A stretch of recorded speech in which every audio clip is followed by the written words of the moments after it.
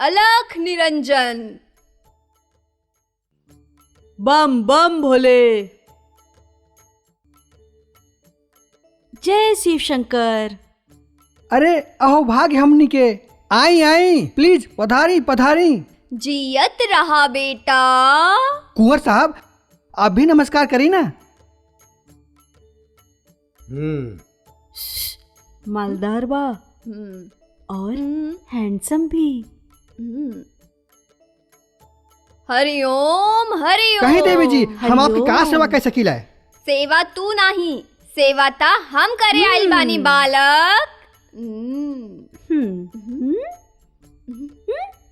तोहार हाथ की रेखा बता रहल बा कि तोरा पे शनि के 7.5 चल रहल बा। अरे राम राम राम राम। बच्चा तहार बृहस्पति त राहु में चलता। हाँ कोनो बड़ अनर्थ होवे वाला बा। सावधान सावधान सावधान। तो एकर कोनो इलाज? तोहार माथे की रेखा भी बता रहल बा कि तोहार बना बनावल काम बिगड़ जाला। आप तो अंतर्यामी बानी, सब कुछ जानता नहीं। अरे हाँ हम तो भगवान के परम भक्त बानी। भगवान की कृपा से भविष्य तक बता देनी। अरे तहार माथे पता बड़ संकट मंडरा रहल बा। हमार दोनों का कल्याण कैसे होई देवी जी? होई बच्चा, यज्ञ करे के पड़ी। तो यज्ञ करा ना। हम चलता नहीं। अरे कुंवर जी ये क्या करता नहीं? अरे कहाँ जाता मूर्ख। नहीं? एक मिनट। भगवान के शरण से तू भागा ताड़ा। बम बम भोले। सॉरी माता जी हम। अरे भगवान के घर में कोनो सॉरी और कोनो थैंक यू ना चलेला। बस हाथ जोड़ा भगवान के याद करा। तू लोग पधारा और हमनी के हमर काम करे दा धन्य हो देवी जी, धन्य हो धन्य हो। पधारा। कुंवर साहब आई बैठी। बम बम भोले बम भोले, बम बम भोले। हरे रामा हरे कृष्णा भोले हरे राम बम बम भोले। हरे हरे राम राम हरे कृष्णा हरे राम हरे कृष्णा हरे रामा राम हरे राम हरे कृष्णा। बम बम भोले, बम बम भोले। हरे रामा हरे कृष्णा हरे रामा हरे कृष्णा। हरे राम हरे राम कृष्णा। बम बम भोले बम बम भोले। अरे देवी जी रामा, हरे आप तो बहुत कृष्णा, अच्छा यज्ञ हरे करवाएली। रामा। बबूती लियाल बानी आप। तो हाँ, डाली हमरे लाई बानी ऊपर बच्चा। डाली। जरूर।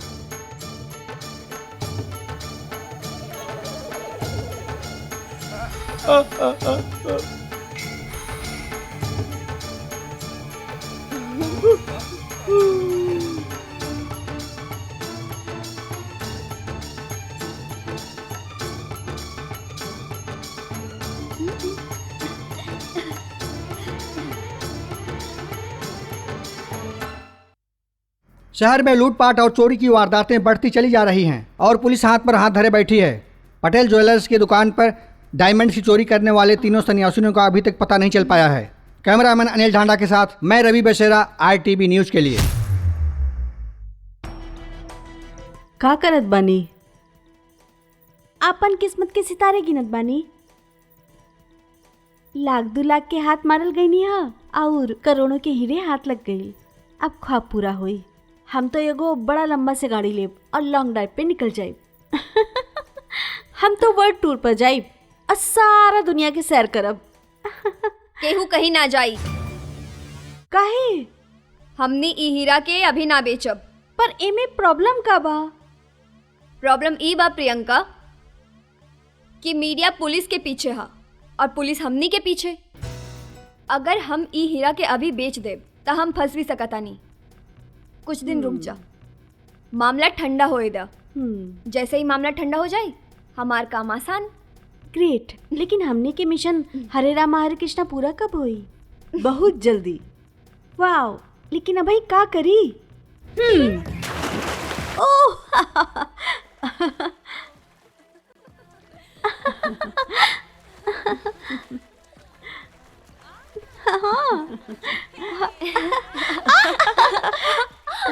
ओए चलो बैठा ही में। अच्छा नहीं। तू भी आवा। अरे बहुत मजा आवता का पानी में। चलो बैठा।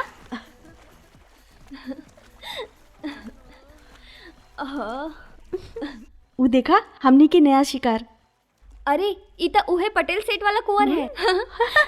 हरे राम हरे राम, हरे हरे कृष्ण। कृष्ण। हमनी के भी पूरा कर दा मिशन।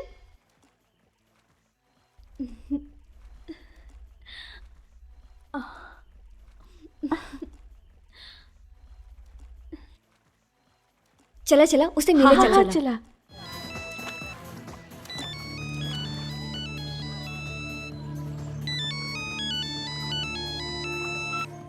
हाँ भाई पटेल साहब का हाल बा। अच्छा सुनल जाई, कल हम एक सेलिब्रेशन एक पार्टी अरेंज कैले बानी, यही खातिर हम फोन कैली, एडजस्ट कर लिहल जाई। चलिए ठीक बा। Great. Hello hello. Hi hi. I am Simran, she is Pari and she is Priyanka. Hello. Hi. Hi, how are you? How are you doing beautiful girls? Are you all right? Yes we are good. If you don't mind का Yeah. कल हमने भी तहार party join कर सकता नहीं? Sure, why not? Oh really? You're most welcome. Great. I wait for you. Okay Bye. Bye by.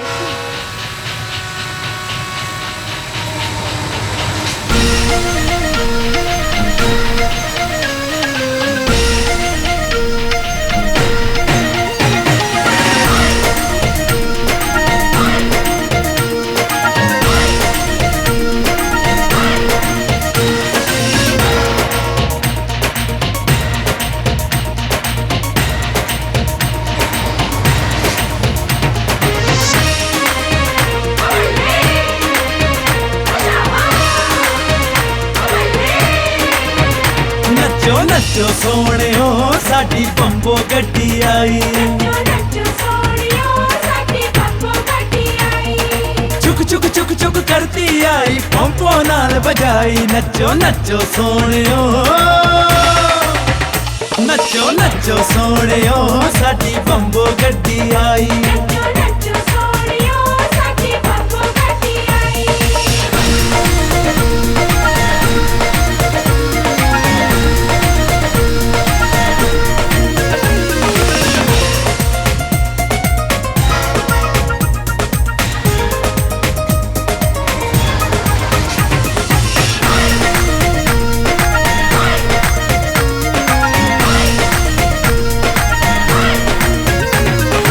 अगे पीछे जोड़ के कुड़ियां बंबो रेल बनाई। अगे पीछे जोड़ के कुड़ियां बंबो रेल बनाई। अंबरसर लाहौर ते जंग मुल्तान ते धूम मचाई। नचो नचो सोहणियो, नचो नचो सोहणियो साडी बंबो गड्डी आई।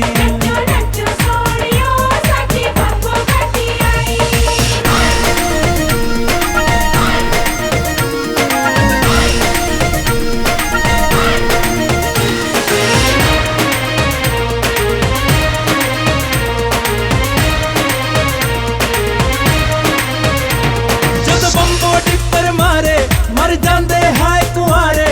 कोई इश्क दी गल्लां करदा, कोई ओदा नाम पुकारे।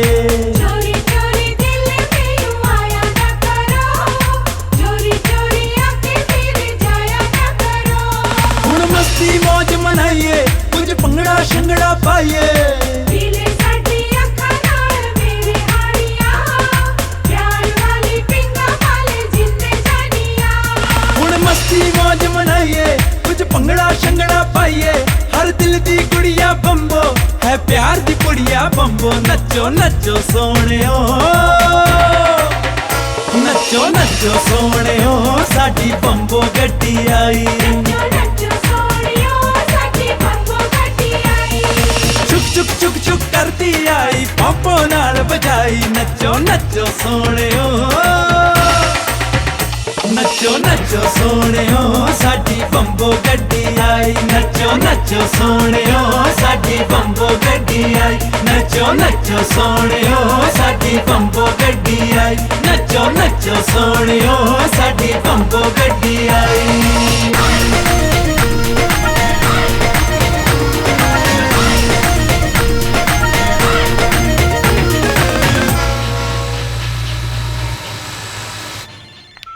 Hello. Good morning. Good morning. के बा? के ए come on, it's me Uday Veer Singh. Hi mister Uday, काय खातीर फोन केला? ऐसे ही सॉरी बोले खातिर। सॉरी, कौना बात की? काहे कि कल हम गेस्ट के साथ कुछ ज्यादा ही बिजी रहली और तारा के टाइम न दे पौली, कौना बात ना? तो हम समझी कि तू हमरा के माफ कर देलू। माफी कौना बात की? पार्टी में तो गेस्ट के ख्याल रखे के पड़ेला ना। तो अगर आप हमके माफ कर दिले होखी तो आज के नाश्ता हमरे साथे करी। काहे नहीं? तो आ जाइए अब्बे, हम तो कब से आपके घर के सामने आपके इंतजार करता नहीं। 2 मिनट। आप बहुत खूबसूरत बनी, बहुत सुंदर बनी आप। आपके हिरनी जैसन आँख और गुलाब के पंखड़ियन जैसन होठ। ना जाने कौन वो खुशकिस्मत हुई जो आपके साथी बनी। आप हमारी जिंदगी में जादू कर देले बानी। आपके हमसे मिलल एक अजनबी से मुलाकात हो सकेला, मगर पता नहीं हमके ऐसन काहे लगला कि हम आपके जन्मों से जाना तानी। तो हमरे लिए बिल्कुल अनजान बाड़ू, लेकिन हम रात भर पार्टी के वीडियो देखत रहनी। लेकिन तू उस सब मेहमानन में सबसे अलग रहलू, सबसे जुदा, सबसे खूबसूरत। कहा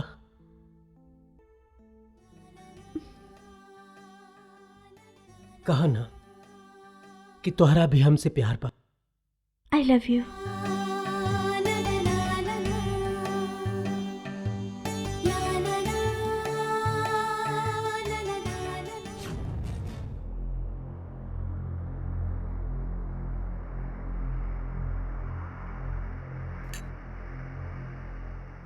आप बेहद खूबसूरत बानी। आपके हमसे मिलल एक अजनबी से मुलाकात हो सकेला, मगर पता नहीं आपके देख के ऐसा काहे लगेला कि आप हमरे खातिर अनजान ना बानी। आपके आंखों में जिंदगी के चमक बा। न जाने वो कौन खुशकिस्मत हुई जो ना आपके साथी बनी। आप हमारी जिंदगी में जादू सा कई देले बानी। और जाना तानी, हम रात भर पार्टी के वीडियो देखत रहनी। वो मेहमानन में तो सबसे अलग रहलू, सबसे जुदा रहलू और सबसे खूबसूरत भी। कहा ना कि तू हमरा से कहा आई लव यू।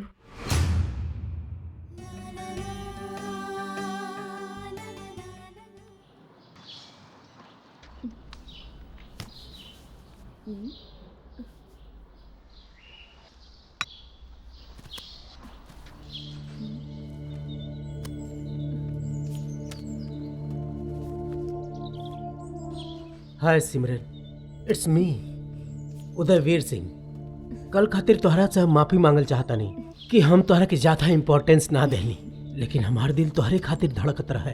तोहर खूबसूरती भी हमरा के रात भर सुते ना देलस, लेकिन आज तोहरे सामने दिल की बात कहल चाहता नहीं। अगर तोहरा के कबूल बा तो ये हमार खत अपना दिल से लगा के चूम लिया।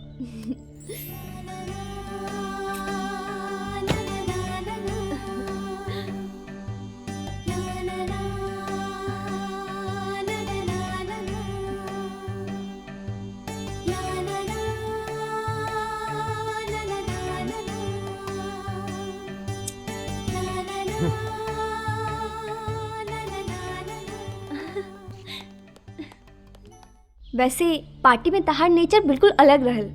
लगते नहीं रहल कि तू कुंवर उदयवीर बाड़ा। अभी आप हमरा के जनली कहाँ? ऐसे नहीं बा, हमार नजर अंदर तक झांक लेवेले। वैसे कुंवर साहब, रवा बोलत कुछ बानी, सोचत कुछ बानी और शायद कहत कुछ और चाहता नहीं।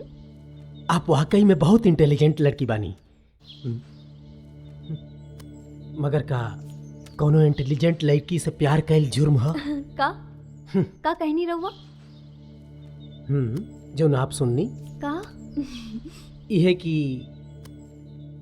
आई लव यू।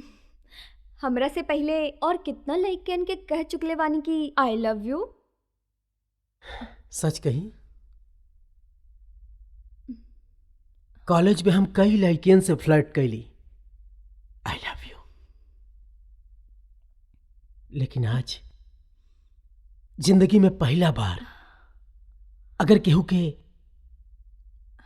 दिल से आई लव यू बोलने बानी तो तू हो। हमार विश्वास करो। हमरा के विश्वास बा।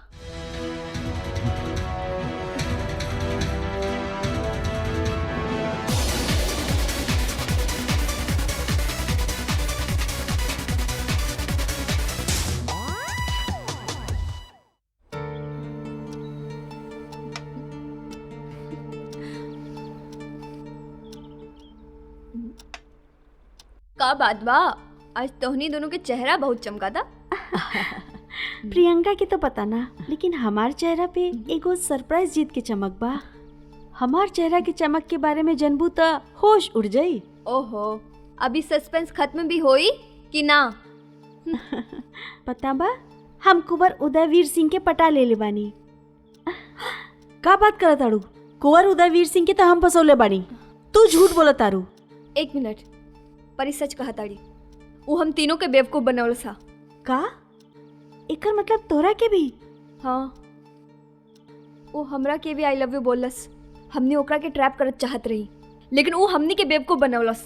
हम अबही ओकरा के सबक सिखावा ना प्रियंका, वो हम तीनों जनी के साथ खेल खेलले बाड़े।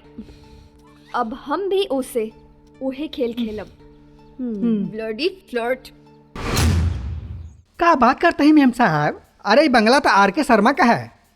ई तू का कहा तड़ा? हम कल ही ता उदयवीर सिंह से मिलके गई है। अरे कौन उदयवीर सिंह? अच्छा अच्छा, हाँ गोरका गोरका। हाँ। अरे वो तो शूटिंग खातिर ले रहा है और हमरा के बख्शीश भी नहीं के देले। द बख्शीश वख्शीश होता था। अरे सिमरन, बढ़िया बा भाई बढ़िया, बढ़िया बा भाई बढ़िया, भाई बढ़िया बा भाई बढ़िया, हमें कर 3.5 तक दे सकीला। अरे का बात करता नहीं रहुआ? ई त 10 करोड़ के हीरा बा, रहुआ खाली 3.5 करोड़ रुपए देवे की बात करता। अरे मैडम, हम 350 रुपए देवे का बात कही रहल बानी। मैडम ई हीरा असली ना नकली बा। अच्छा, ता ई कुंवर उदयवीर सिंह ता हमनी से भी 2 कदम आगे निकलल। अरे अरे आप बैठी, आप बैठी। अरे हे हमार भगवान, त भाग्य फूट अरे गइल। आप बैठ जाएं। अरे यहाँ ना, यहाँ ना, आप बैठ जाएं। अरे वो ठाकुर कुंवर वीर सिंह हमरे साथ शादी करके हमरा के मुंबई ले जावे वाला रहे।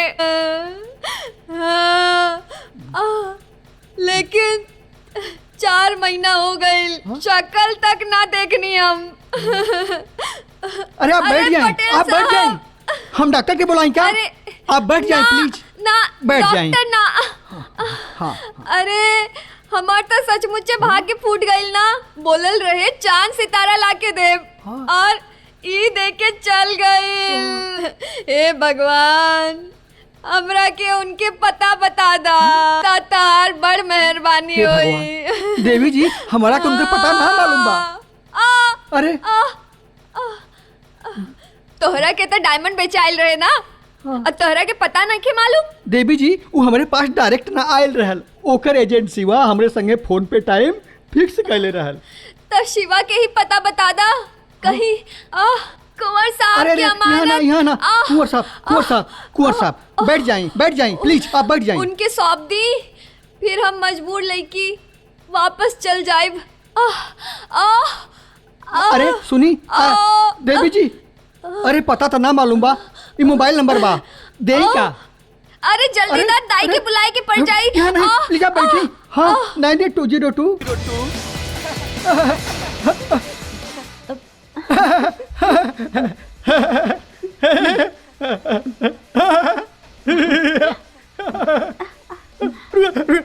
रुका रुका रुका रुका अरे रुका अरे चला रुक गई नी वो कुंवर के पता बतावा। हमका ना मालूम अच्छा अच्छा बेटे नहीं पता बा ना, आ नकली बोला पता। कुंवर के पटेल ज्वेलर्स के साथ मीटिंग के फिक्स करवले रहला बोला हम ना करवले रहली ना करवले रहला। ए चला चालू हो जा। बताओ तानी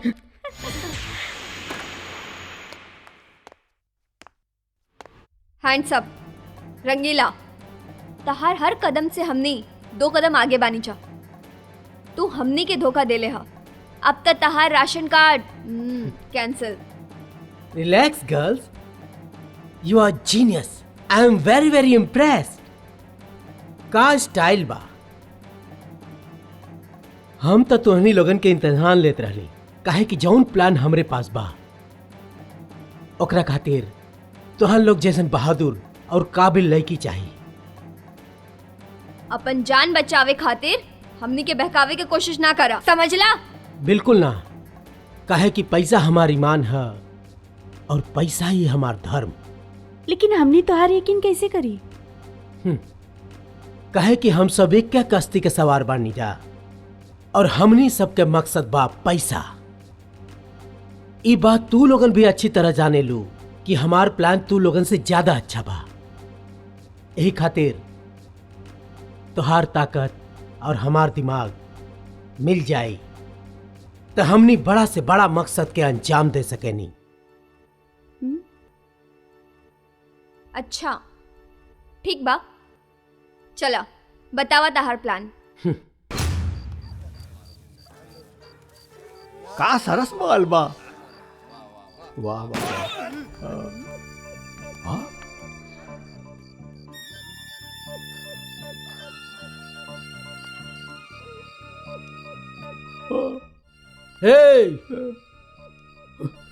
बहुत रात हो गई बा। हाँ? घर वाले इंतजार करते हुए हैं। सब माल यहाँ छोड़ के चल जा जा उठ।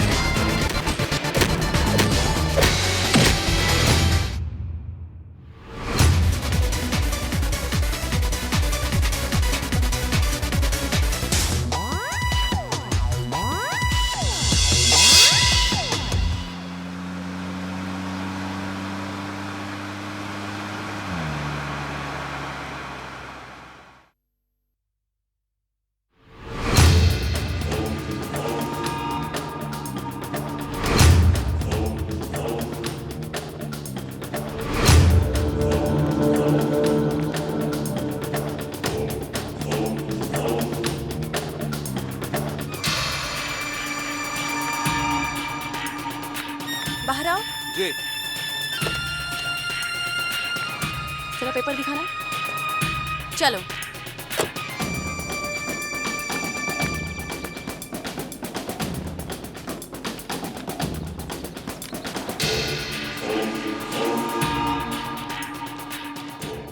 पीटर देखा का प्रॉब्लम बा उनकरा। ठीक बा।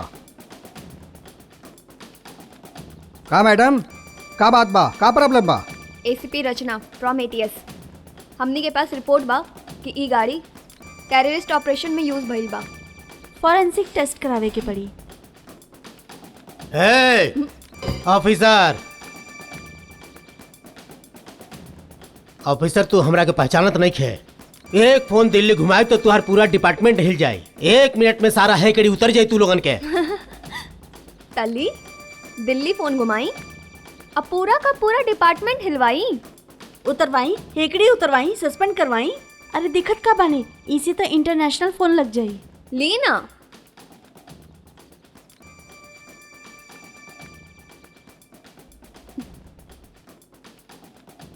हेलो हेलो अब आवा चला जल्दी।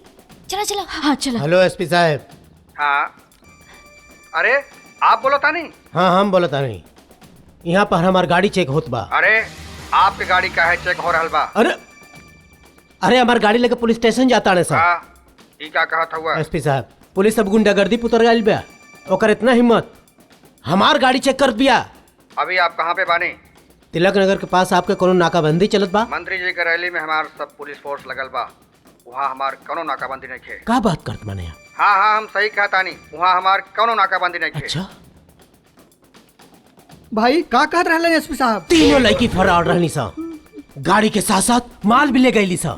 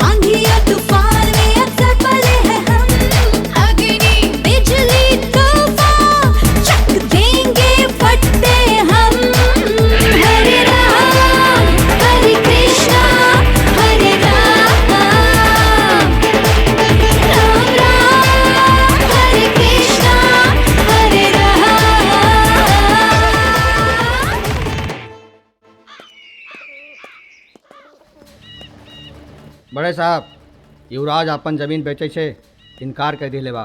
बड़े साहब आप बोले तो ओकरा के जाके ठोक देई। स्वराज मर गए, ओकरा जमीन के कागज पे साइन के करी ते आकि तेर बाप रख अंदर। जीते जी वो पेपर पे साइन ना करी। पीटर, हर मामला के सलूशन गन से ना होला। स्वराज से कहा हम ओकरा से मिलल चाहता नहीं। लेकिन बड़े साहब, स्वराज बहुत बदतमीज आदमी बा, बात बात पे गन निकालेला। हमरा के ना लगा था कि ओकरा से मिले के चाहिए। पीटर, मीटिंग अरेंज करा। कौनो भी कीमत पे हमके स्वराज की जमीन चाहिए।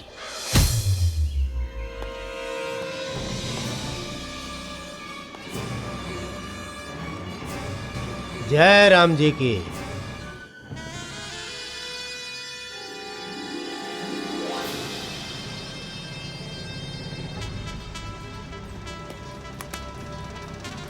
दे दे अपने बास के। हमार जवाब मिल गई। हमरा के ना करे के मतलब समझेला तू। हमरा के लागत रहे कि तू समझदार आदमी बाड़ा। ए खातिर मीटिंग खातिर हम हाँ कह देनी है। वो जमीन के बारे में तो तू तो भूल जा। हाँ, कोनो और फेवर चाहिए तुम्हें तो बतावा, हम तुहर जरूर करब। मना करे वालन के हम कोनो फेवर ना ले ली। जमीन बेचे को तो बोला। जमीन तो हम ना देबे। चलो। शायद तोहरा के हमरा बारे में ठीक से पता नहीं खे। पीटर,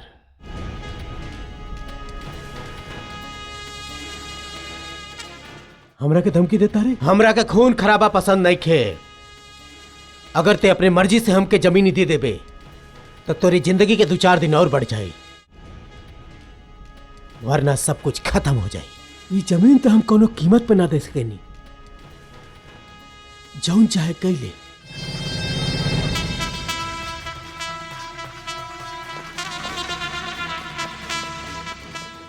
बड़े साहब, तो काई डील ना होई? डील होई, जरूर होई, लेकिन अपना तरीका से होई। जय राम जी की।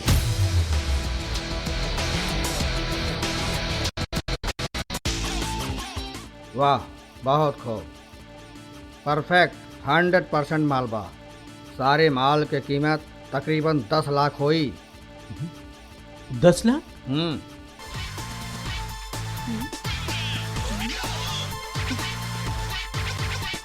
चला निकाला। हमार बॉस औते हुए हैं, माल की कीमत वही दे ही। बॉस?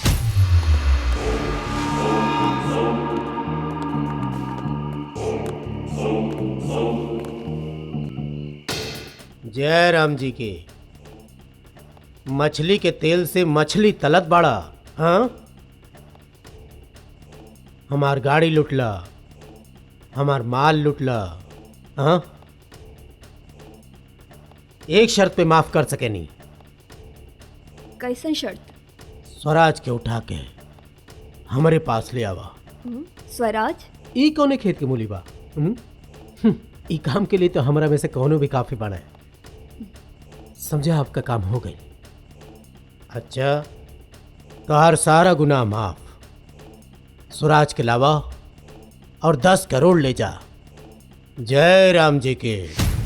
ई हवे सुराज राय, ई ओकर पत्नी संजना राय,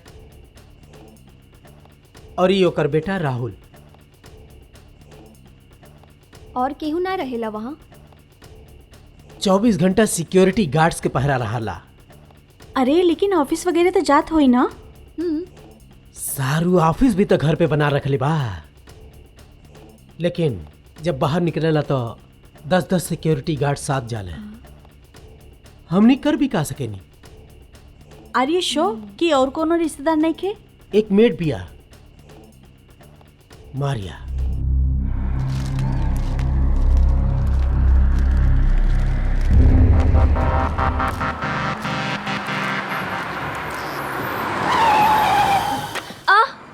ए चल गाड़ी में बैठ। चल। अरे चल बोल बैठ तू लोग। बैठा हाँ? अंदर। अरे कहाँ लेके जाता हो हमको? हाँ,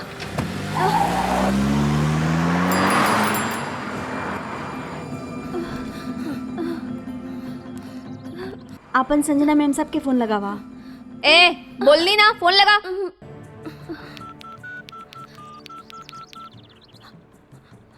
हेलो हेलो मैडम, हमार अंकल के तबीयत खराब हो गई बा।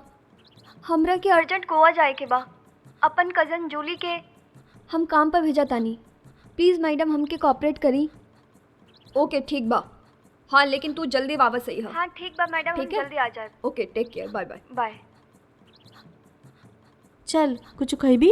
ना खाइबू की ना तो चल।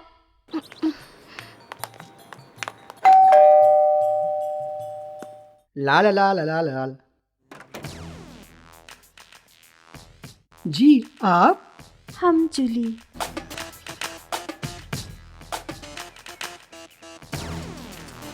हे हेलो। हाँ हम आपके लिए क्या कैसे कला मिस जूली?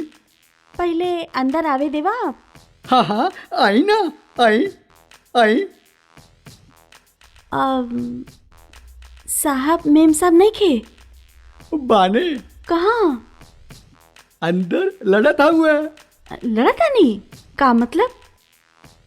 रोजे चलेला, आप आई ना।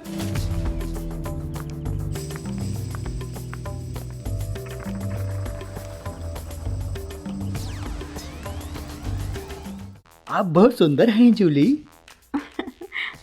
Thank you. और बहुत सेक्सी भी।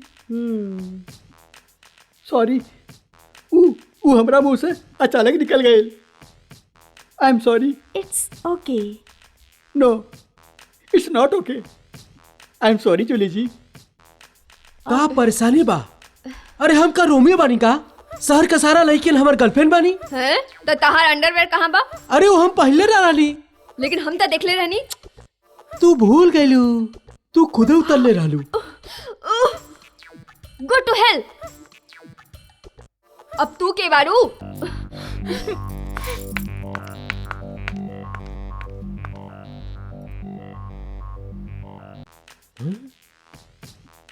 यस, हु आर यू? हम जूली बानी। जूली? के जूली? रउआ के घर में जे मारिया काम करता नहीं, हम ओकर कजिन बानी। उहे हमके भेजले बाड़ी। ओ आई सी। वो तोरा के बतावलस कि काका काम करे के? हाँ वो हमके सब बता देले काम के बारे में। ओके फाइन, नो प्रॉब्लम। चला हम तोरा के घर दिखा माई हम दिखा दें? चुप है। चला हम दिखा दी। आई ना हम दिखा देता नहीं। कोनो जरूरत नहीं खे। जा बेटा तू दिखा दा। हाँ हाँ आए जूली जी।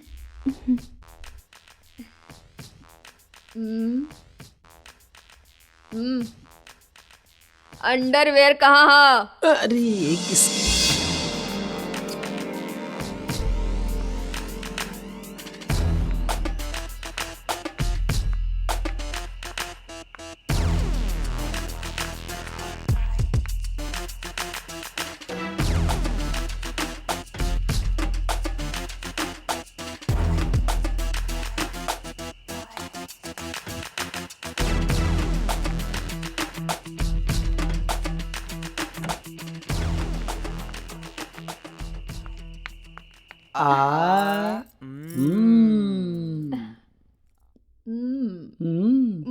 का टेस्टी पकौड़ा बनवले वाले जोली ने ना। हाँ माई, मारिया आंटी के पकौड़ा में तो कोनो टेस्ट ही ना रहल, ना नमक ना मिर्च। पानी दा। हम तो कहा तानी माई जूली जी के ही परमानेंट रख ले। थैंक यू जूली जी। So sweet. खाला पहले। हेलो। हाँ विक्टर जी बोली, कैसे बानी आप? हाँ जी। ना ना ना ना वो पार्क रोड वाला ऑफिस पे ना आई, हम हमरे सिक्योरिटी गार्ड के अंदर ना ले ले। आप एक काम करी ना, आप हमरे ऑफिस आ जाई घर पर। आप तो जाना तानी कि आजकल मामला बहुत हॉट चलता। ठीक बा?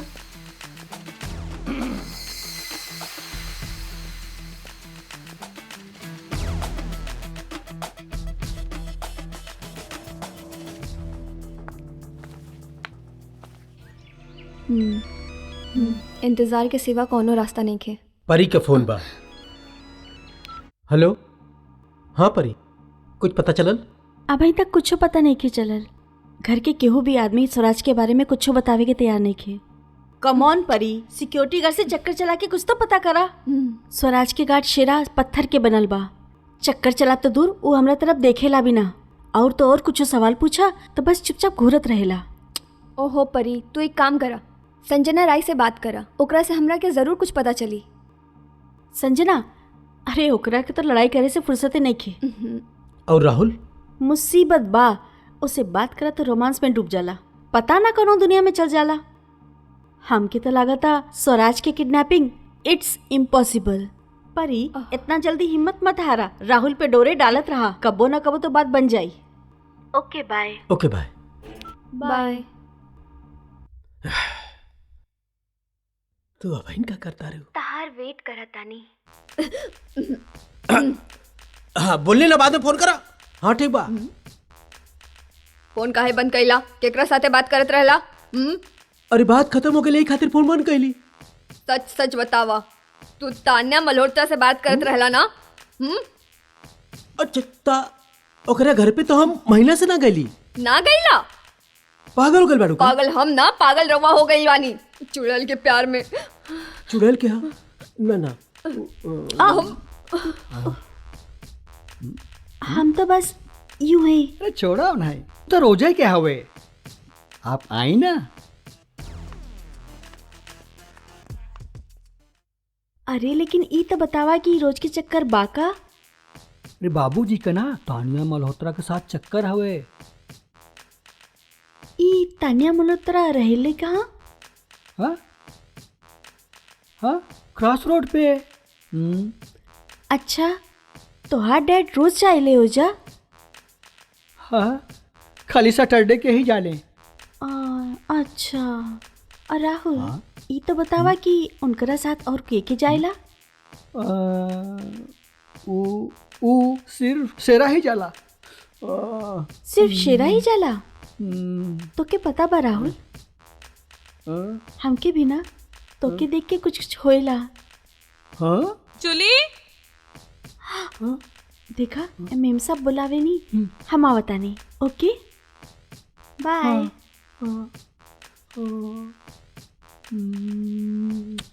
काम हो गइल बा। वाओ,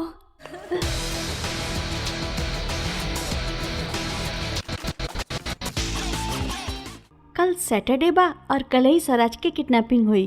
ओके परी, बाय। बाय। तो आखिर कल हमनी के मिशन पूरा होए के वक्त आ ही गई। चला चल सिमरन, कल के तैयारी करल जाए।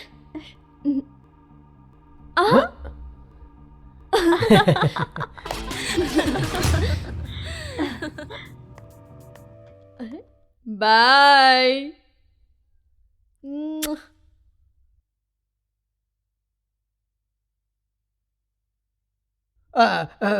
आई साहब।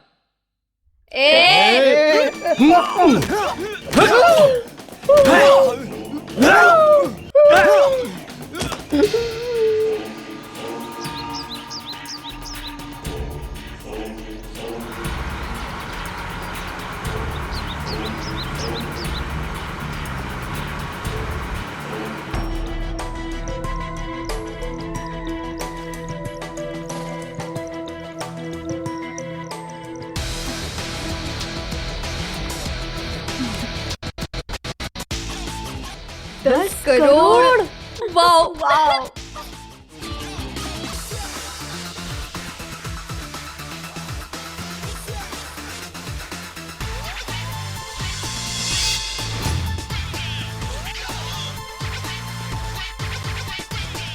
तीन लोमड़ियन शिकार तो फांस ले ली, लेकिन इन निवाला के कर बनी, ये तो वक्त ही बताई।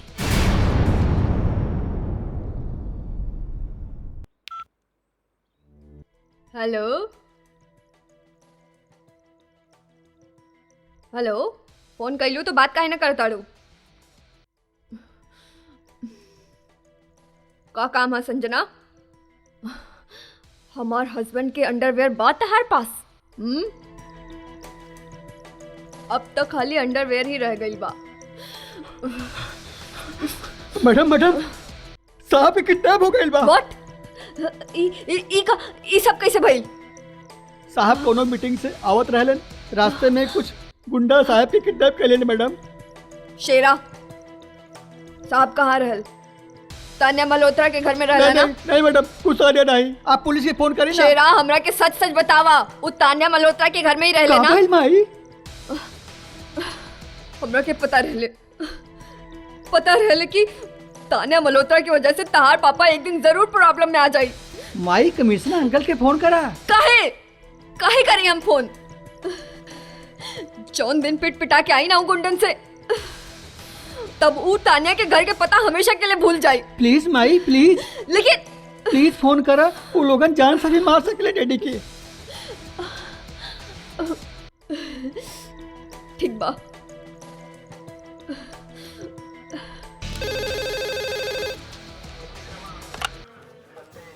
यस हेलो, हम संजना रॉय बोला तानी भाई साहब। हाँ भाभी जी नमस्ते, कहिए। भाई साहब कुछ गुंडे ने इनका किडनैप कर ले बा। इनका कोनो खबर नहीं के, प्लीज डू समथिंग। का स्वराज के किडनैप कर लिया गया? प्लीज प्लीज कुछ करी भाई साहब, प्लीज। डोंट वरी भाभी जी, हम अभी स्वराज के पता लगाता नहीं और अपने निहायत जाबाज और काबिल ऑफिसर अर्जुन से रावत के काम खातिर भेजता नहीं। साहब आपका बाल बहुत बढ़ गया बा, दाढ़ी भी बढ़ गई बा। एक बार कटाला ऐसा लागे कि 2 बार कटाली है। चुपचाप चंपी कर, फालतू के राय मशवरा मत दे। बाल कटवाला, दाढ़ी कटवाला। अरे घर वाली के कहला पे पुलिस में भर्ती हो गई का कम बा? नहीं, वरना का कमी बा हमके जमीन जायदाद पैसा प्रॉपर्टी के। सीधा सीधा चंपी कर। करता नहीं साहब, करता नहीं। आपका एक बार चंपी किया तो ऐसा लागत है कि 2 बार कर दिया। सन्नो बोलत है। हाँ बोलो महारानी, का बात बा? हमके लेवे कब आवत हुआ? अरे बोलत काहे नहीं खा? अरे कमाल के आइटम बाड़ू तू। अरे बोला अरे कौन से डिजाइन के मेहरारू बाड़ू? सुबह से 8 बार फोन कर चुकल बाड़ू तू। त का भइल? अरे एक बार बोल देली तोरा के लेबे आ रहल बनी, तो आ रहल बनी ना। विश्वास नहीं के का? लड़की के बारे में हमके विश्वास नहीं खे। अरे पागल हो गइल बाड़ू का? कौन सी लड़की का आवाज सुनाई देता तोहरा के? यहाँ चुड़ैल का आवाज कहाँ से आवता? फालतू में शक करत हूँ। हाँ हाँ हम तो शक करेली। एक बड़ी खूबसूरत से लौंडिया बैठल बा हमारे पास, ले बात कर। हाँ बात करावा उ चुड़ैल से। मेम साहब अरे कैसन पापा? बानी आप? आपसे एक बार बात करनी तो ऐसा लागत अच्छा ठीक बा, बात करनी। अल्लाह दे। अब हो गइल विश्वास? हमके बनावत बा। अरे लड़की तो उहे बा। अब तोर तो कमाल हो गए अब तो। कसम खा। अरे माता रानी के कसम खा के कथे तोरी सिवा कोनो के आंख उठा के ना देखेली। हाँ जब भी देखेली नजर झुका के देखेली। हाँ अरे जी आप तो सुधर गईला। हाँ घर कब आई बा? हाँ आवत है, बंद कर फोन अच्छा करिया। फोन। हाँ करब, पक्का? हाँ करब। कल हम बाजार गईल रहनी। नहीं अच्छा, तू ही बोल ला फिर। जल्दी आइए, हमनी के घूमे जाई के। चल अच्छा सुना। हाँ हाँ एगो बहुत जरूरी काम रहला। का? सुन। अच्छा बा। अरे तोरे साथ रह रहे थापा हमरो के ऐसा करे के आदत पड़ अच्छा ही गई बा। साहब एक बार कह देनी तो ऐसा लागत है 2 बार कह देनी। ये औरतें है ना बहुत शक करेली। घर से बाहर निकली ला हमनी काम खातिर, खून पसीना बहावेली और वो बात करेली। वो समझेली हमनी लाइन मारे जानी जा, हमनी के लाइन कहीं भी ना चला। अरे कोनो बुढ़िया भी सामने ना देखेली। अरे कबो कबो कोनो छोकरी देख ले एक बार ना ऐसा लगेला कि 2 बार देख लेली। साहब कमिश्नर साहब के यहाँ से मैसेज आइल बा। मैसेज आ गई जा देख तो। कालिया आ गई। हाँ पूछ तो। का मैसेज बा?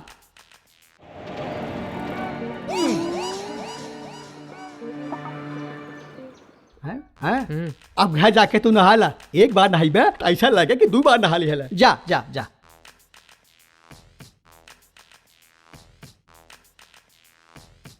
का भइल तोर चारा पे 12 काहे बजता? साहब कमिश्नर साहब को दोस्त हवे ना, का नाम है ओकर? स्वराज राय। हाँ ओकर किडनैप हो गई बा और कमिश्नर साहब चाहले ये केस आप हैंडल करें। देख थापा पहले हम अपनी बीवी का केस हैंडल करब, ससुराल जात बानी। अच्छा तू एक काम कर, कमिश्नर साहब के जाके बोल दे साहब घर पे है नहीं खे, हम बहुत ढूंढ ली। वहू के समझा दिया राम सिंह के। ठीक है जी अच्छा। अरे हरामखोर तू बोलता ना दिले कि हम घर पे बानी। ना ऐसा ना बोल रहे हैं साहब, हम ऐसे बोल रहे हैं। कमिश्नर साहब के जाके बोला कि हमारे साहब आ जाइए तुम्हारे पास। गलती हो गई साहब, वो कहा है तोरा के पुलिस में के भर्ती कैले बा? हमार ससुर हरिश्चंद्र के औलाद।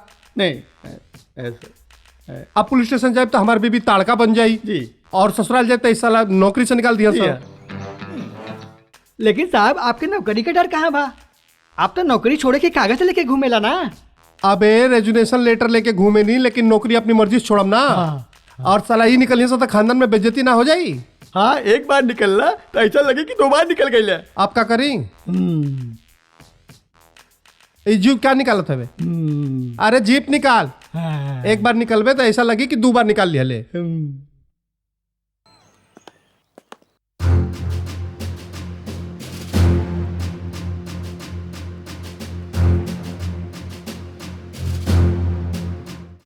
अबे थापा। हाँ साहब।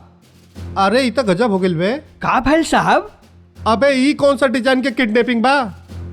हमके तो लागल कि मातम मचल हुई। हाँ हाँ रोवल धोवल पीटल मचल हुई। हाँ। पास पड़ोस के रिश्तेदार जमा हुई। हाँ। पुलिस वाले मीडिया जमा हुई। हाँ जी साहब। 100 तरह के जवाब देख पड़ी, का करत हवा, का होता और का करत हवा आगे। और इधर तो ऐसा लगा था कि शमशान घाट है। हाँ साहब। साहब उधर देखी, वो एक बार आवतानी ऐसा लग रहा बा कि 2 बार आवतानी। जी कहीं का बात था? हाँ का बात था? हमारी बेटा का मुंडन संस्कार है तो क्या इनवाइट करे आयल बानी। कब हा मुंडन? पागल लगतिया हमरा कई। जी जी आप अपन नाव बता दा, हम कार्ड पे लिख के आपके पोस्ट कर दे। जी हम मिसेस संजना रॉय हैं। ओह अच्छा, तो आप स्वराज राय के पत्नी आई? जी हाँ। हाँ हमके बड़ी खुशी हुई आपसे मिलकर। हमरा भी। अच्छा, तो आपे वो गलत रिपोर्ट लिखोले रहलहू कि आपके पति के किडनैप हो गइल बा? जी वो रियल में किडनैप भइल बा। आपके देख के तो लागत नहीं है कि आप उनकी किडनैपिंग से दुखी बाड़ू।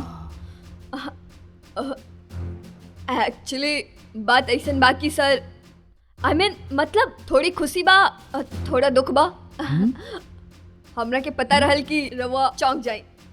दरअसल बात ऐसन बा कि हमरा खुशी ई बात के बा कि वो अपने रखैल के घर से किडनैप भइल बा, और दुख ई बात के बा कि कहीं वो लोग ओकरा के मार ना दी।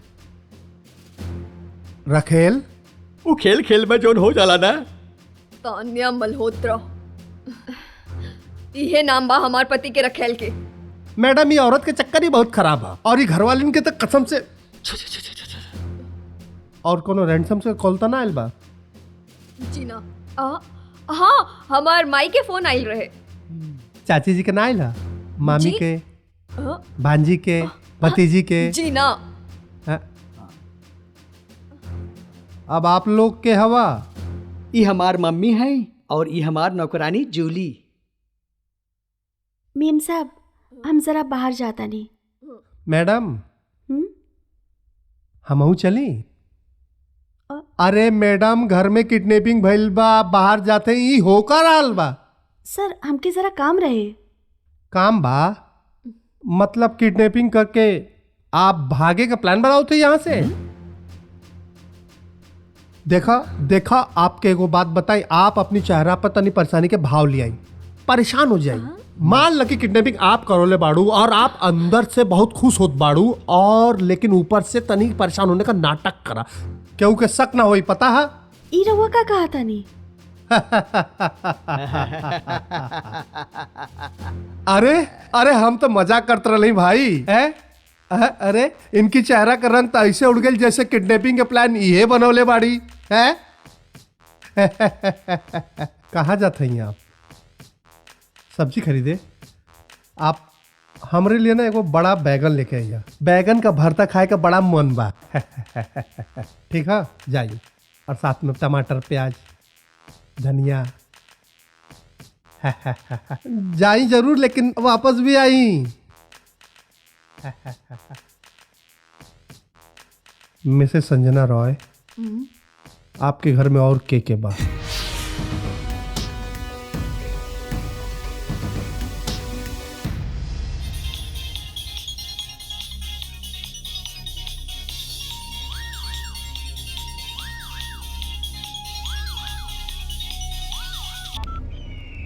जय राम जी के। डॉन तहार काम हो गई। इतना जल्दी? स्वराज के ही किडनैप कैले बाड़ू ना? स्वराज हमनी के पास बा। तोरे बात पे हमरा यकीन नहीं खे होत। स्वराज से बात कराओ।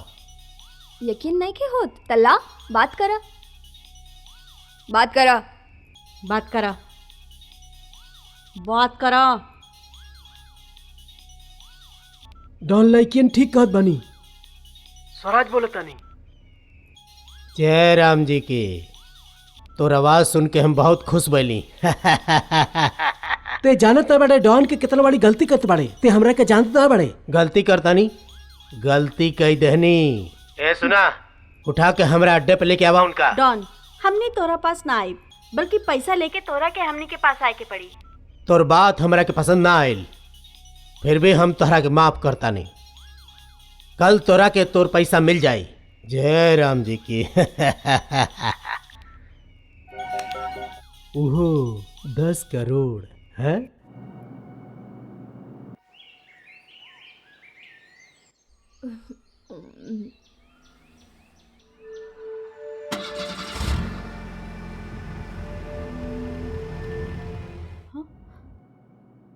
सिमरन, सिमरन उठा ना, सुते दा। सुनो ना, गाड़ी स्टार्ट होए के आवाज आवता। का गाड़ी स्टार्ट होए के आवाज आवता। ओ नो शिट, वो देख। ए रंगीला रुका।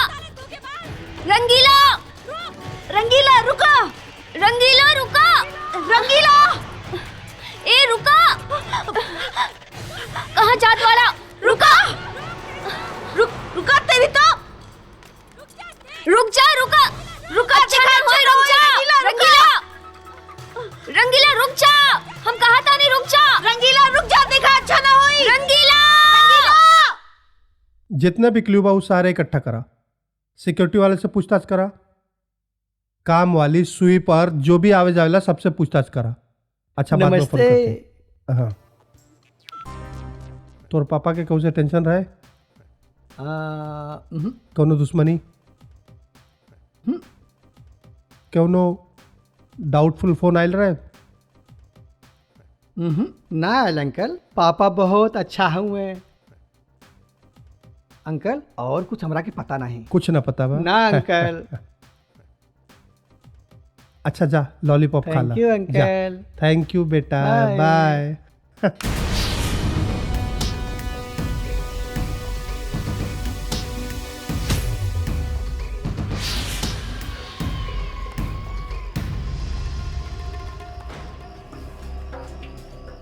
एके भी अभी आवे के रहे। जय राम जी के। हम तू लोगन के काम से बड़ा खुश बानी। स्वराज कहाँ बा? ओ स्वराज के ता रंगीला भगा ले गई।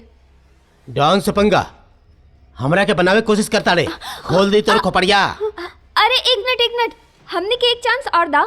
हम स्वराज के तहार कदम में लाके डाल दी। कैसे कैसे यकीन करी हम? हमने के यकीन करा, जब हमने के स्वराज के एक बार ला सके नहीं तो दोबारा काहे ना।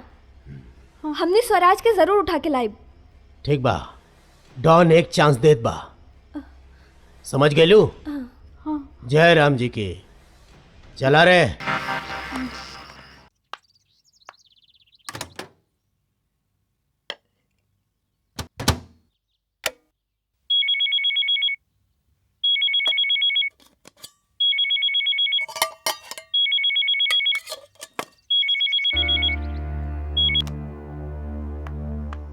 हेलो, रंगीला हमने के फिर से धोखा दे ले यार। हाँ, उस स्वराज के लेके फिर भाग गई। तो हमने का करी? तो सुना का करे के पड़ी।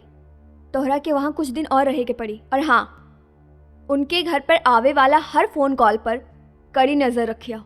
ठीक बा, बाय। कैसे बात करत हो? वो हमार सहेली रहे। श्योर? जी, रउआ के तो हर एक पे शक होला। देख भाई जूली, अगर शक के बुनियाद मजबूत ना हो ना तब मुजरिम तक पहुंचल बहुत ही मुश्किल होला। और रहल तोहार प्यार की अदा, प्यार से बात के लेकर बात बना तो तू रॉन्ग नंबर डायल करत हो। थापा जी साहब। एकर फोन टेप कैला? ना साहब। काहे तोर भाभी लगेले? नहीं, अगली बार कैले ऐसा लगी कि 2 बार कैले हेल। ना करबे तो 2 बार मारा। कमाल बा, शर्म ना आवेला मैडम आपके? काहे का भइल? का भइल का? आपका पति ओजन किडनैपर्स के पास परेशान घूमत हुए बेचारा, और आप गाना गाओ थे, बाल सवार थे, तो अन्य औरतन के ऊपर कोनो प्यार नाम का चीज होले कि ना? जब ओहे हमसे प्यार ना करेले तो हम काहे उनसे प्यार करी? तो फिर इस सजना सवरना काहे? कोनो औरी के पटा ले लो का है? जी ना, ये हम अपन खुशी खातिर करे तानी। एनी प्रॉब्लम? ये फोन भी गलत टाइम पे आ गई, ये प्रॉब्लम बा बस। हेलो, एडवोकेट जयदेव बोला था नहीं भाई साहब? हाँ वकील साहब बोला। तहार पत्नी तहरा ऊपर तलाक का हर्जाना के दावा कैले बाड़ी। वकील साहब रॉन्ग नंबर लगा दिया बड़ा। नंबर तो ठीक बा, पिछले 6 महीना से तू अपना पत्नी के छोड़ अबे छोड़ के नहीं रख ले। अबे पुलिस की नौकरी करते टाइम ना मिलेला। अब एक बात सुन ध्यान से, अगर अपन पैसा बनाओ के चक्कर में हमारी पत्नी के बहकावे की कोशिश कर लेता तो अबे 2-3 दिन के अंदर ओके घर लेके आए, खुद केस में उलझल बनी। अबे कुछ नहीं के हो सका, तलाक का हर्जाना तो देवही के। अबे तलाक के बात मत कर तू। साहब तलाक बहुत ही बुरी चीज होला। एक बार हो गई तो ऐसा लागल कि 2 बार हो गई। अबे चुप, तोर पति के चक्कर में हमारे घर वाली तलाक दे दिला हमरा के। ताका भइल, पुरान चल गई बात नहीं ले आई। अरे पगला गेल बड़ी का? अरे एकदम पागल समझ ले बड़ी का? बहुत प्यार करेली अपनी पत्नी से। कमाल बा, हमरा ख्याल से तू पहला इंसान बा जे अपन बीवी से प्यार करेले। ला करला बात। अरे हमारी पत्नी के देखबी तो दंग रह जाबी, चांद का टुकड़ा है एकदम। हरियाणा में ऐसा केहू नहीं के। और मालूम बतो के वो गोबर के कंडा थापत रहे और हम ट्रैक्टर से आवत रहनी। थोड़ा सा घूंघट खुला रहे होकर, आधा चेहरा लौकत रहे चांद जैसा, और हमो के देखली और प्यार हो गई। गोबर चुप। सन्नो नाम हो कर। और मालूम बा वही वक्त तो करी घर गेली और बोलनी ब्याह करे के बाद और लेके आ गेली। वही की वजह से तो पुलिस ऑफिसर में भर्ती बोल बनी। और देखा आज ओकर खातिर ऊ कैसे का? वैसे देखल जाओ तो हमारे पास हजारों बीघा जमीन बा, जहां तक नजर डाला खेते खेत, जमीनी जमीन बा, करोड़ों के प्रॉपर्टी बा। लेकिन ना, एक बार सन्नो के मुंह से निकलल जे ना जे देश पे निछावर होला, फर्ज निभावेला, उ लोग हमके बहुत अच्छा लगेला। बस वही वक्त हम फैसला कर लिया कि हम पुलिस में जाए, और हम पुलिस में आ गेली। और देखा आज छोकरी की वजह से नौकरी कर ली, और नौकरी की वजह से छोकरी जात बा। वो छोकरी का चक्कर जो होला। तू अरे तू बोलबे कि छोकरी के चक्कर एक बार होला तो एक साल लगेला कि 2 बार होता। एक तो एकर पति के चक्कर समझ में नहीं आवत, ऐसा लगत बा कि 100 बार हो गई। एक ही पति के चक्कर सुलझा ली, फिर देखा थी वकील के हम। एक तो किडनैपर समझ में नहीं आवत, साला कहां जाके सूत गई।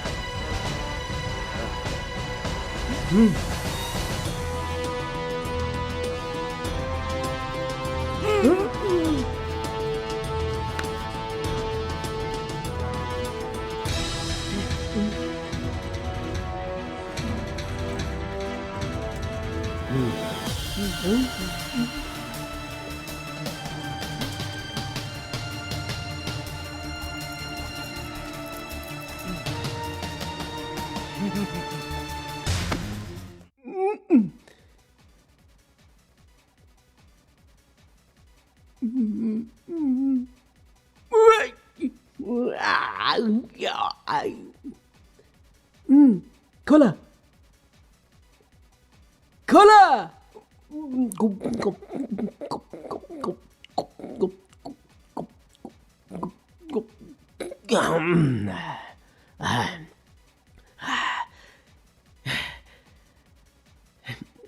यार तू चाहत का बड़ा? पैसा पैसा पैसा चाहत बानी हम। कितना में बेचबा डान के हमके? 10 करोड़ में। बोतल पकड़ा। पकड़ा। हमार हाथ खोल दो, हम तोरा के 20 करोड़ देबे। 20 करोड़।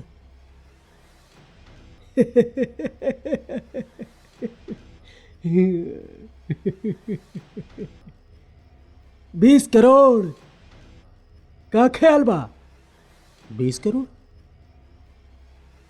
लेकिन इतना पैसा देबा कैसे हमके? छोड़, हम तोहरा के सकीला ना। भाई तोहरा के 20 करोड़ चाहे कि ना, इतना बता दा हमके। अच्छा हाँ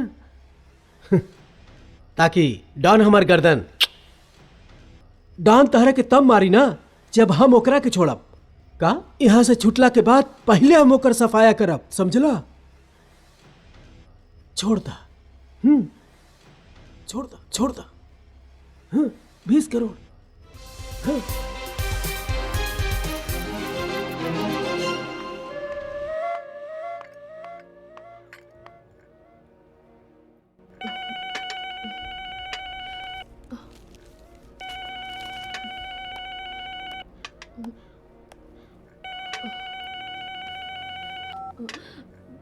हेलो। हाँ हमार जान, हम बोलतानी। आप कहाँ बानी? हम तनी एक ऑफिस के काम से बाहर बानी। लेकिन शेरा तक कहत रहला तहर किडनैप हो गई बा, यहाँ अपन घर में पुलिस आइल बा। अरे ना, कोनो किडनैप उडनैप ना भइल बा, हम मजे में बानी। हाँ अच्छा सुना, हमके तारा से तनी जरूरी बात करे के रहे। काहे ना एक बाहर के पार्टी के हमके 20 करोड़ रुपया देवे के बा। हाँ तो एक काम करा, 20 करोड़ रुपया लेके वर्सोवा जेटी पे आ जा, हम तारा के टाइम बता दे। ओके ठीक बा। है लेकिन तू आइबा कबले? अच्छा रात के आवता नहीं है, इंतजार करिया। हाँ ठीक बा। अच्छा सुना, हम हेलो।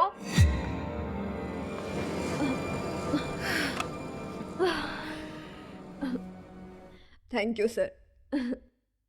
चला, आपके भी छुट्टी मिल गई। किडनैपिंग तो झूठ साबित भइल। हमरा के पता रहल सर, ई शेरा जरूर झूठ बोलत रहे। हाँ लेकिन हमने के खातिर खामखा रवा के तकलीफ उठाए के पड़े। I am really sorry for that. हाँ लेकिन रवा चाय पिए बगैर ना जाए। Thank you Julie. Excuse me. साहब आपन दुकान तो बंद हो गई, जीप निकाली का? ई वाला ना, ऊ वाला। थापा, हमरा के तो दाल में कुछ काला लग रहल बा। हमारी खोपड़ी में एक बात नइखे बैठ रहल बा कि अगर किडनैप ना भइल बा तो 20 करोड़ काहे मंगौलस? कुछ तो गड़बड़ बा, देखे के पड़ी। रंगीला स्वराज के लेके वर्सोवा जेट्टी पहुंचे वाला बा। उस संजना के 20 करोड़ लेके बुलाउले बा। तू दोनों ठीक वक्त पे वहां पहुंच जाइया। ओके बाय। रंगीला के ता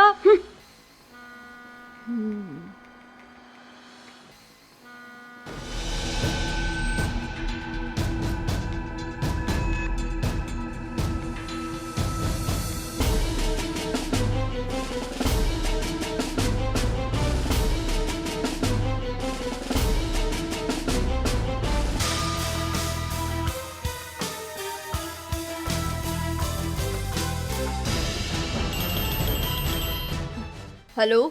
संजना, तू केहू के साथ तो ना ले लू? ना, हम तो अकेले आई बानी। पैसा लाल बालू की ना? हाँ हम लाई बानी। ठीक है, एक ब्लू ट्रक वहाँ पे आके खड़ा हुई। ब्लू ट्रक कहाँ बा? पैसा का बैग वही में डाल दिया। ठीक बा।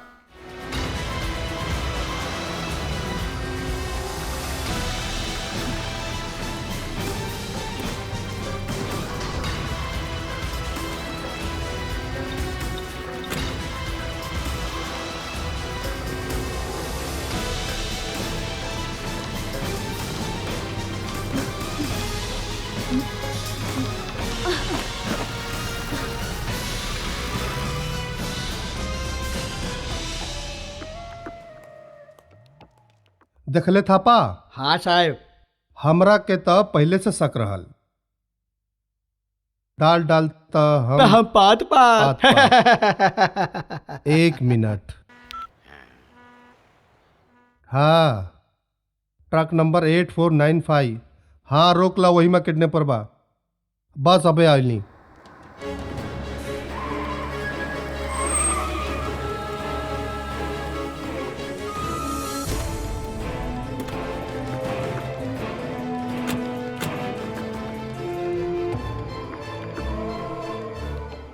हाँ भाई किडनैपर, बोला तोरा साथ का सलूक कल जाओ। साहब हमको कुछ नहीं पता साहब, हम कुछ नहीं जान साहब। अचानक एगो आदमी आयल, वो हमके कलस 500 रुपया दे। वो 800 चट्टी पर गाड़ी धीरे कर दियो। अगर गाड़ी धीरे करता तो टोल नाका पर 500 रुपया और दे। लेकिन ये बैग कहाँ से आयल हमके कुछ नहीं के पता साहब, कुछ नहीं के पता साहब। हमें गरीब ड्राइवर है, हमके जाए दो। ये झूठ बोला था साहब। तोहरी रोकला से इजीली रुक गल रहे। हाँ जी। भागे के तो कोशिश ना कैला। नहीं सर। ता फिर सच बोल रहा बा। हम भी साहब यही बोला था है, ये आदमी सच बोला था। सच बोलते हैं साहब। अच्छा, हम पूछली तो से। ठीक बा, जाए दे के अगर ये किडनैपर होत ना तो ये भागे के कोशिश करता, इसे आराम से तलाशी ना देत। चला, बैग कहाँ बा?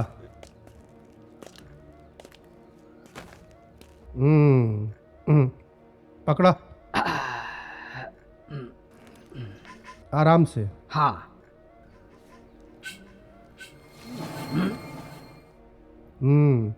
साहब आप सच बोलत रहें, किडनैपिंग भइल बा, ई वही का पैसा हवे। हम पूछली तो से ना पूछला, पर इस बार तू सही बोलत बड़ा। चल चला। आपके दिमाग खराब हो गई बा ऑफिसर। दिमाग हमार ना तोहार खराब हो गया बा मैडम। जेवन बेवकूफी भरा कारनामा के अंजाम देवे जा रहल बड़ू। नहीं आपके मालूम भी बा कि एकर नतीजा का हो सकत रहल ह। लेकिन जब हम रवा के मना कैले रहनी त काहे पहुंच गई भैया? कमाल बा, बेवकूफी भरी बातें करत बा औरत। अरे बिना अपने पति के देखे 20 करोड़ रुपया ट्रक में डाले के का जरूरत रहला? लेकिन पैसा हमार हस्बैंड मंगवले रहला। पैसा तो हर हस्बैंड मंगल रहला, जानत हई हम। लेकिन वो हस्बैंड के साथ किडनैपर भी बैठल रहला। वो दबाव में फोन कर रहला तोहर पति। लेकिन समझत देखू बात के, तोहरी पति के किडनैप हो चुकल बा। लेकिन फोन तो हमार पति करले रहला ना। फोन तोहर पति ही कैले रहला, हम समझ गेली। अब सुना, जो जो हम बोली वैसा वैसा करा बस। हेलो, एडवोकेट जयदेव बोला था नहीं भाई? हाँ बोल वकील। का हो गई भाई, सब ठीक बा ना? हाँ। अरे पेशी पर ना आइल हुआ? कैसन पेशी बे? तहार पत्नी हरजाना के दावा कैले बाड़ी। अरे वकील एक बात बताओ, हमसे कोनो तोर दुश्मनी बा का? अरे भाई साहब हम अपन काम करता नहीं क्या? अच्छा तू एक बात सोच, मान ले हम कंपनसेशन ना दे तब का कर लेबे तू? माफ करिए भाई साहब, हम आपके कोर्ट में खिंचवा ले। अरे देख वकील, हम पहले ही बहुत परेशान चलतानी, हम क्या और परेशान मत कर। भगवान कसम, एक बारी मैडम के पति किडनैप हो गए बना, उनका केस सुलझा ली, तू खत्म कर ली, फिर हम आराम से बात करब, ठीक है? भाई साहब बात तो अबे करे के पड़ी। अबे गधा के बच्चा, अबे बात करे के पड़ी। साले तू मिल गए ना तो इतना मारूंगा कि सारी वकालत नीचे से निकल जाई। हम हूं ना पक्का उचट जाट हई। ए राहुल। अरे बाबूजी, या अबे डैडी डैडी क्या करता रे? हरा पीछे बैठ बैठ। आहा बाबूजी बाबूजी बाबूजी छे बाबूजी बक कैसे बाड़ा? हम बहुत अच्छा बानी। ई के बा? ई हमार दोस्त बाने। लागत ना बाड़न? गुंडा बाने, गुंडा जैसे दिखत आने, तोरे से तो अच्छा दिखत बाने ना, गुंडा लगत आने। अच्छा बाबूजी, आप ही किडनैपिंग भइल रहल? अबे किडनैपिंग के हालत में दिखत बानी अब? गधा काहे मारता रहा? देख तोके एक बहुत इंपॉर्टेंट काम करे बा। बोला बोला। कल सुबह सेजल पार्क में तोके 20 करोड़ रुपया लेके आवे के बा। इतना पैसा हम कहाँ से लिए? अबे तोके ना लावे के बा, तोरे माई के जौन काट बा ना, काट के नीचे बक्सा रखल बा। हाँ। बक्सा के अंदर 20 करोड़ बा, वो तोके लावे के बा। हाँ। समझले? और सुन, एक मिनट, उसमें से 500 रुपए ले ले। 500 रुपए का औकात बा का तोर? 500 रुपया ले ले। सुन, ई बात तोरे अपने माई के भी ना बताओ बा और पुलिस के भी ना बताओ बा। समझले? काहे? अबे काहे मतलब हम बोलता नहीं काहे का? ना बताइब केहू के ना बताइब। हाँ बाय बाय, जा जा जा जा बाय अंकल। पता नहीं कौने नक्षत्र में पैदा भइल रहा हमके अब्बो सकबा कि ये हमारा औलाद है कि ना। बीवी से जाके पूछा तानी। अब चल जाओ, गन हटाओ। ई गइल का ससुरा। का करी, बोली कि ना, कुछ समझ में ना आएला। का करी? का बात पर राहुल?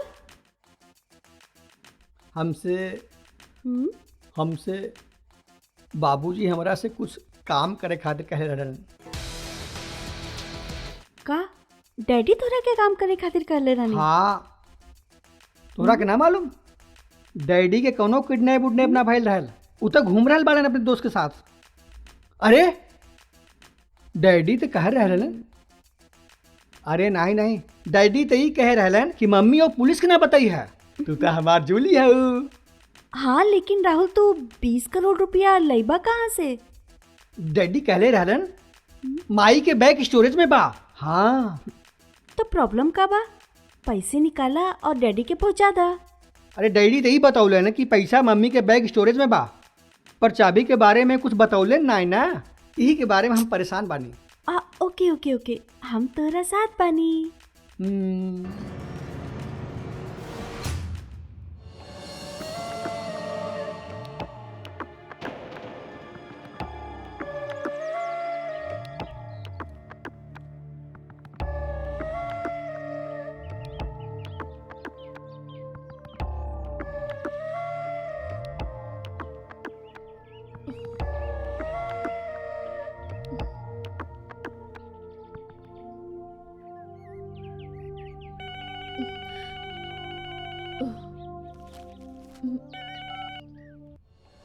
हेलो। 20 करोड़ रुपया लेके भगवान कामेश्वर मंदिर पहुंचा। और याद रहे, कौनो भी तरह के होशियारी कैले के कोशिश कैलू त तोहार पति हमर पति तो का हमर पति के तू लोग वहां लेके आइबा? तो रुपया लेके पहुंचा, हम तोहर पति के लेके आवतानी। So simple.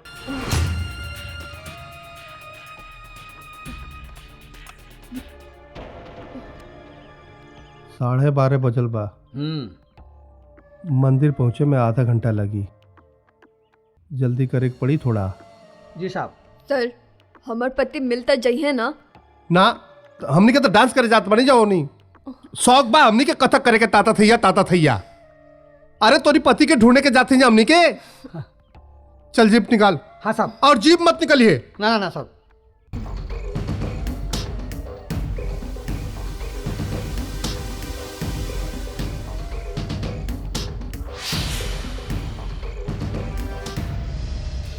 साहब 2 बज गई बा, अभी तक वो किडनैपर आयलिस ना।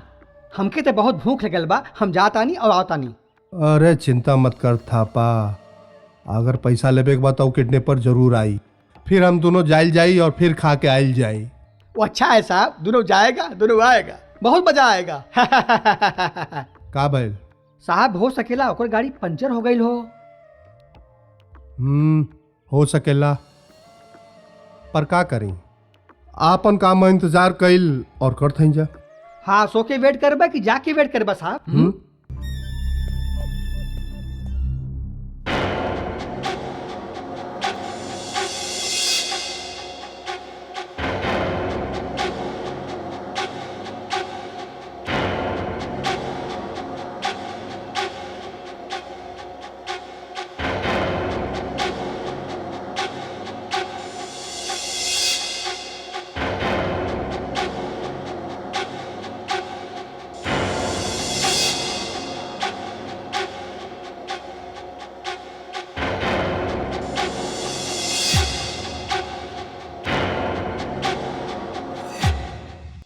ऐसे लाल बड़े? हाँ लाल बानी। गुड। पर बाबूजी कहाँ बाड़न? हाँ, पहुंचा दे तोर डैडी के। हाँ ठीक बात है। पूरा 20 बना? हाँ पूरा 20 बा। हम 500 रुपया भी ना ले ले। अच्छा ठीक बा। बाय।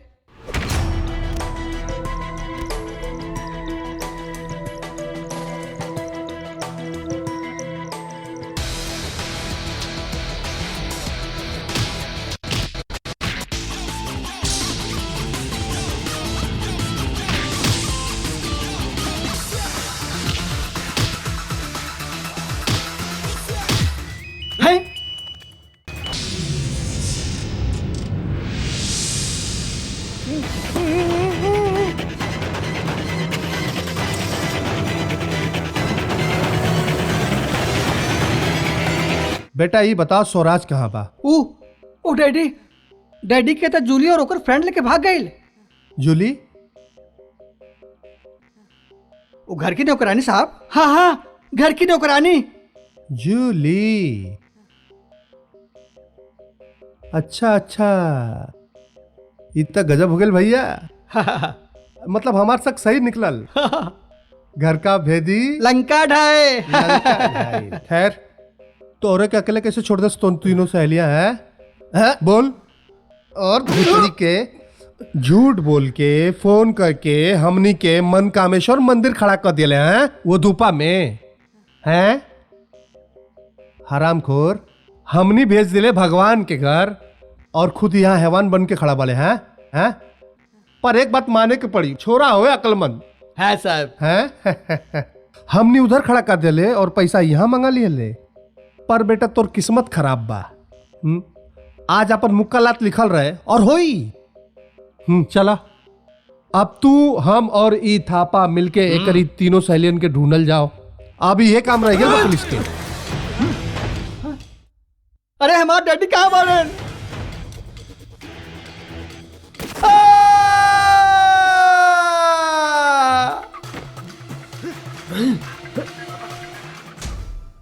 इका तमाशा हो, तू किडनैपर के पकड़े गया रहला, अब गोली मार दिला स्वराज के बेटो राहुल के।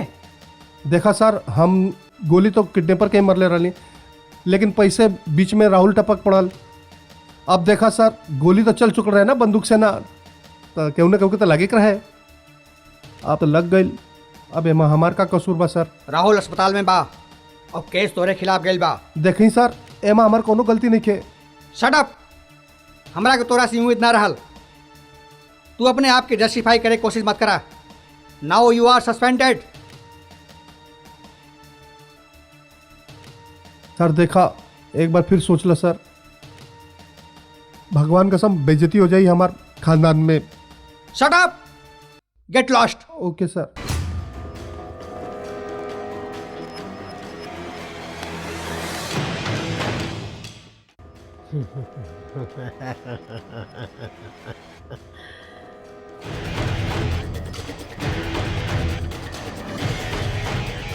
ई चूहा बिल्ली के खेल खेल के तो के का मिलल स्वराज?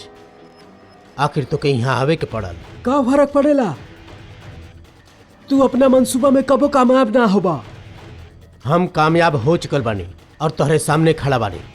पीटर जी साहब। ले जा कर चल।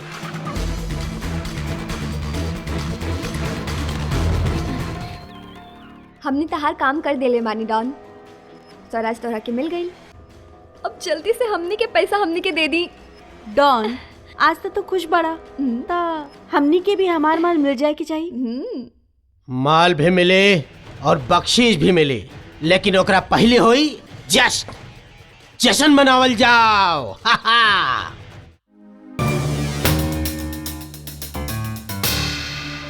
जय राम जी की। तू लोगन के काम से हम बहुत खुश बानी। तू लोग बहुत अच्छा काम कैला जा। अबे निकला यहां से। रुका डॉन, ई का बात भइल? हमने तहार काम कर देनी, अब निकाला हमने के माल। कैसन माल? कौना माल के बात करता रू? तू तीनों के जान बख्श दहनी है काफी बा। डॉन, ई सरासर धोखेबाजी बा। भाग भाग भाग यहाँ से। दिमाग खराब मत कर, वरना तीनों के ही भून डाला। भाग यहाँ से, चल।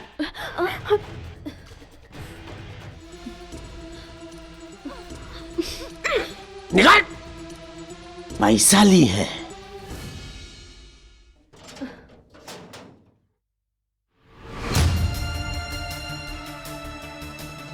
काहे आयल बाड़ा यहाँ? हम अपन गलती के माफी मांगे आयल बनी। फिर एगो नहीं चाल। अब कौनो नहीं चलना। लालच हमरा के अंधा कह देले रहे। तू लोगन हमार साथ देलू और हम तुरंत के धोखा देनी।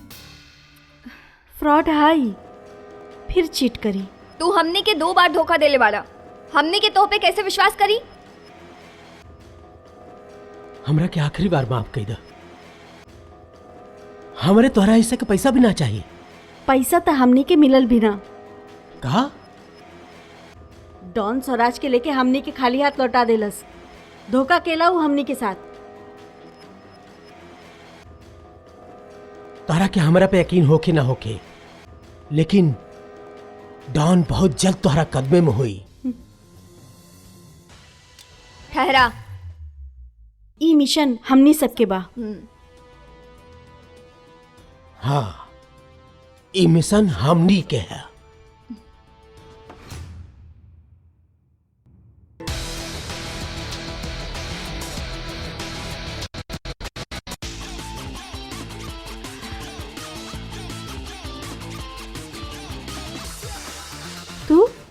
तू अंदर कैसे आइला? अरे कैसन बात करत हो तू जूली उर्फ परी। तू तो स्वराज के घर बहुत दिन चोरी छुपा रह के आ गली। कैसे? और एक ताला तो चोर भी तोड़ लेला, और हम तो पुलिस वाला हैं। सवाल गलत बतौर। अगर पूछे के बात है, ये पूछा कि हम यहाँ काहे आयल बनी। ऐसे तो हम बदला लेवे के सख्त खिलाफ हैं, पर जब से तोहरी का हमारी जिंदगी में आयल बड़ा सा, कसम बाबा वीर के हमार जिंदगी नरक कर दिले बड़ा तोहनी के।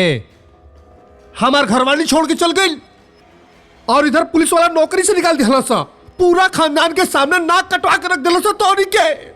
लेकिन तू हमनी के ना मार सकेला। काहे? काहे भाई? तू यमराज हवे का? काहे से ही कानून के खिलाफ है। कानून? हमरा कानून सिखाते हो तू हैं? अरे जब शरीर पे वर्दी ना रहल तो काहे का कानून? आप तो जौन भी कानून बाऊ हमार है, हमार। जेवन भी फैसला होई वो हमारी अदालत में हुई। यहां गवाह भी हम हई, वकील भी हम, और जज भी हम। और हम तोहनी के जज होखला के नाते धारा 302 के तहत सजाए मौत देता नहीं। लेकिन हमनी कोनो गुनाह ना कैली, केहू के खून ना कैली हमनी। तो ठीक बा, धारा 307 के तहत मर जा, या 12 के तहत हमार का जाता मरे के तो पड़ी। मरे के तो पड़ी। देखा रवा के हमने के मार के काम मिली। दिल की ठंडक और दिमाग के चैन और सुकून मिली। देखा हम माना तानी, आप सस्पेंड भइल बानी, आपकी नौकरी चल गई, आपके बहुत बेइज्जती भइल बा। लेकिन अगर हमनी आपके स्वराज और डॉन दे दी तो आपके जॉब वापस मिल सकेला। और ऐसे आप लोगों की क्या मिली? हाँ? हमनी के तो बस डॉन के तिजोरी से मतलब बा। आपके मुजरिम मिल जाए, और हमनी के एगो बढ़िया जिंदगी बितावे खातिर भरपूर पैसा। देखी रउआ इतना सोची मत, हमने के विश्वास करा। बस आप हमारे साथ दें, उस सुराज और डॉन के आपके कदमन में डाल दें। हाँ। आइडिया तो कमाल के बा। अगर स्वराज और डॉन हमारे पास आ जाइए तो ई माथे पे लगल कलंक तब मिट जाई ना। ठीक है भाई, 4 से भला 5।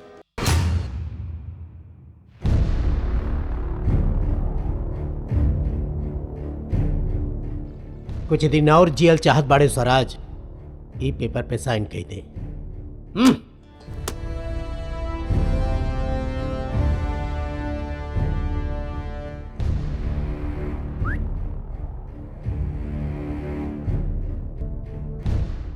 लगा था कि हम तो हर चंगुल से बच ना पाए।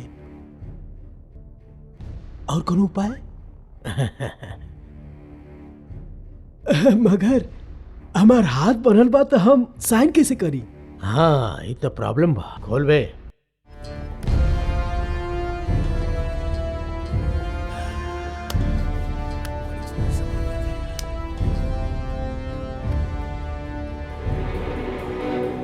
दिल नहीं माना था, लेकिन साइन तो करे के पड़ी।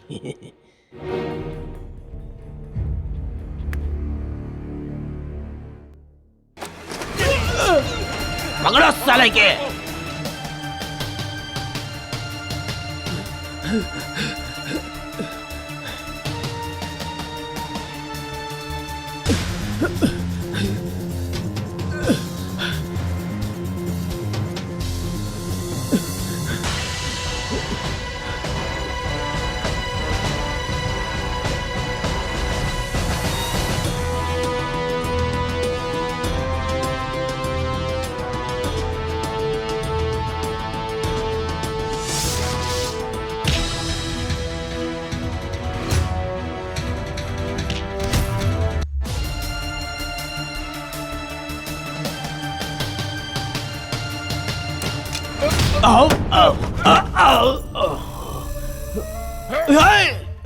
के हवे ते? पुलिस वाला है। साला पुलिस वाला बाड़े ता तोर यहाँ का काम? स्वराज के लेवे आयल बनी। और देख, स्वराज के चक्कर में हमार नौकरी चल गई, सस्पेंड हो गई और पूरे साल तक कोनो काम ना कैली। और अगर हम स्वराज के लेके जाए तो हमार नाक बची, नहीं तो मुश्किल हो जाए। और तू बदमाश और हम पुलिस वाला, तब तोरा कैसे छोड़ ना सकली हम? तब तू देख, चुपचाप चलबे या दो दो हाथ कह के चलबे, इतना बता दे बस। तोरा के लागत बा कि ते स्वराज के यहाँ से ले जा पाइबे? देख, अगर तू हमके चुपचाप ले जाए देबे तो तोर सजा कम हो जाई। हम अपील करब। अगर तो के हम कूटत पीटत घसीटत बाहर लेके जाई तो सजा पूरा के पूरा मिली। बता तो के का करे के बा?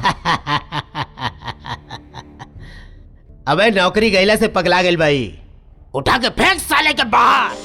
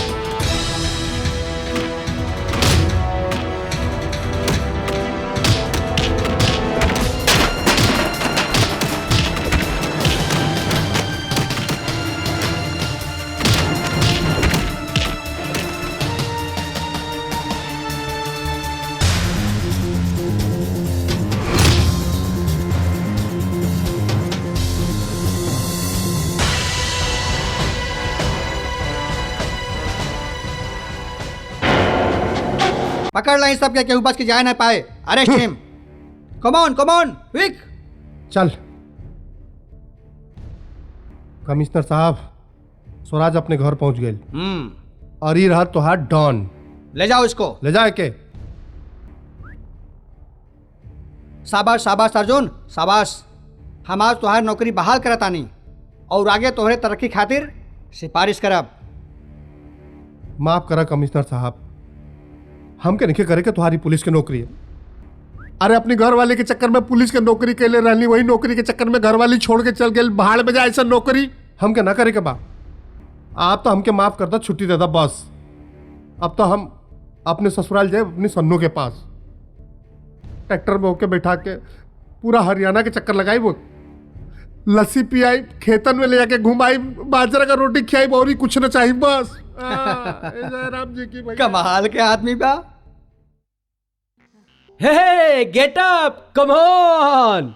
Hey girls, I have fantastic plan for you. और हाँ, ए बेरी कोनो गड़बड़ ना हुई, करोड़ों कमाल जाई, करोड़ों।